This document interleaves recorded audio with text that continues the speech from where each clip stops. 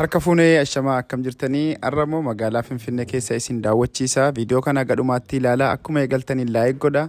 Warri chaanaalii kiyyaa fi haarawaa taatan subscribe godhaati. Namootaaf illee share godhaan isiniin jedha. Egaa kun naannoo Booleetii Finfinnee keessa. Egaa Finfinnee maalirraa akka jirtu namoonni akkuma kiyya waggaa dheeraa booddee biyya galtanii fi viidiyoon kun qulqullina qaba. Hanga tokko Finfinnee keessoo isin argitu jedheetii yaada. Guyyaas bakka adda addaa turre naannoo dirree xiyyaaraa fa'aa sirriitti waraabnee jirra. Finfinnee keessaas xiqqoo gadi baanee waraabnee jirra.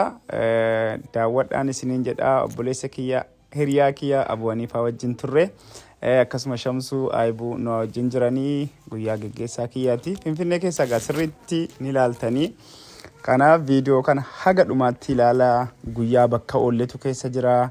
Finfinnee keessaa baanee bakka waraabne dirree xiyyaaraa egaa kanneentu jiranii.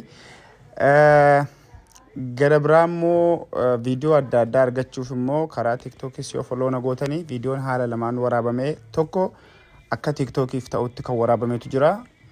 Naannoon biraa jechuudha. Naannoon tokko immoo akka YouTube'itti waraabame akka YouTube'iif ta'utti jechuudha.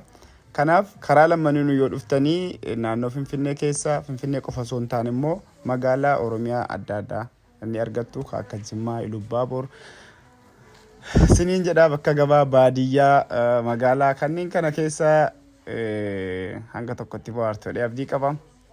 Egaa akkuma siniin jedhee viidiyoo kana laayik gootan malee subscribe gootan malee hin beekna. Yeroo gaarii qabaadhaa galgala gaarii.